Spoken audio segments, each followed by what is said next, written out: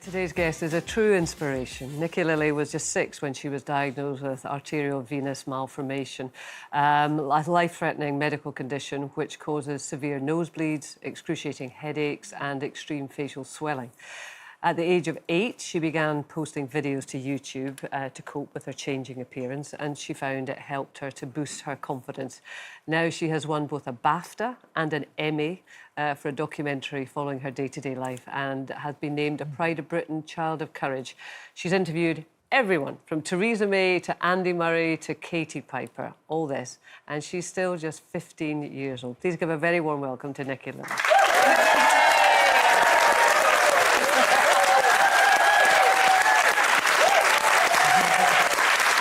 Firstly, huge congratulations. Thank winning you. a BAFTA and an Emmy award. Amazing. I know. Unbelievable. I need to get on your list of people that you interviewed, then I know I've made it. I'll add you on. No, 100%.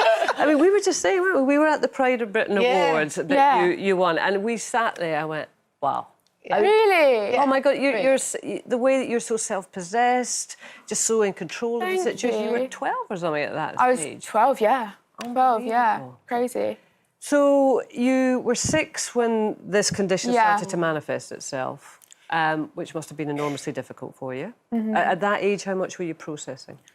So, yeah, I was diagnosed at 6. I was born with my condition, and it was a massive change. I became quite ill quite quickly, and I was having a lot of stays in hospital, and my life drastically changed.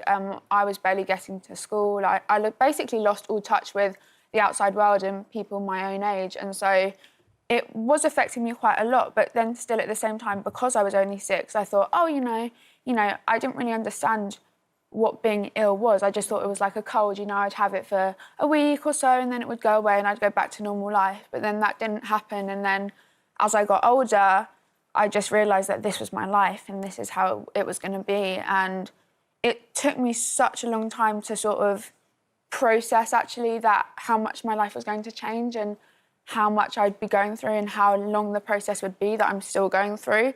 And so it drastically changed my life very quickly, but I don't really think I realised how much until I got older.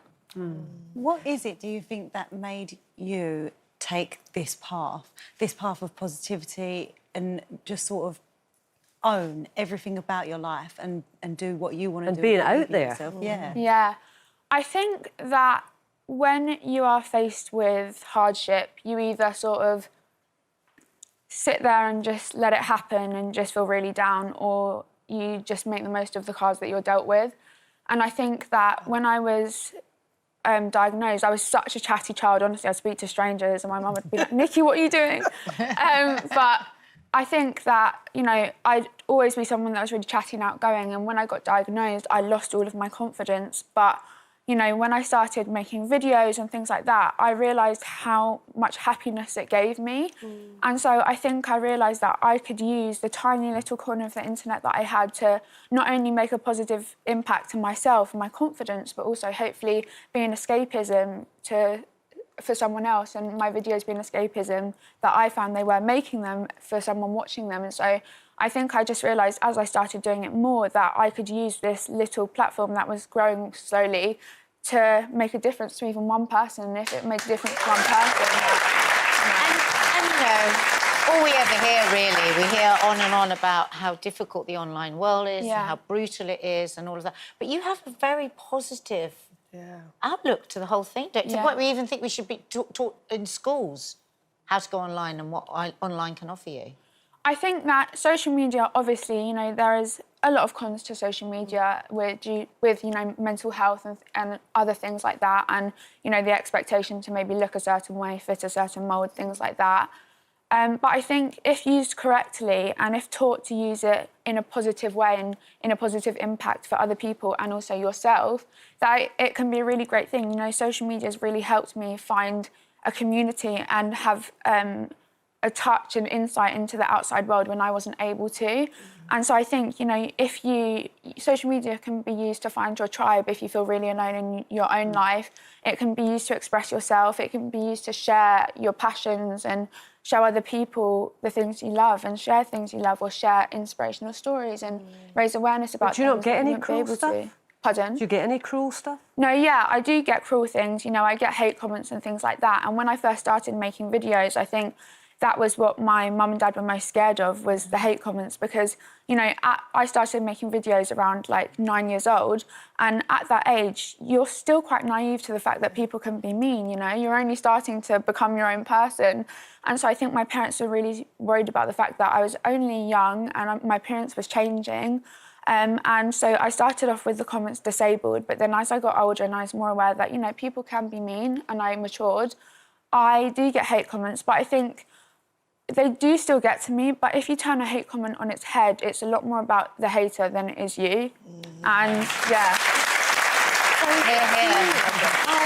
I think that is the most mature approach to take to that side of social media. And you were saying, I was reading that you had said that actually that is the sort of thing that we could be teaching children in school, so we could go in and teach them how to turn it on its head. Yeah, I think definitely. I think, you know, social media, as much as you try and sort of deter a child from using social media, ultimately they are going to go on it. You know, if everyone around them is going on it, they're going to. It's a generation of going on social media, talking to your friends through social media and sharing things through social media.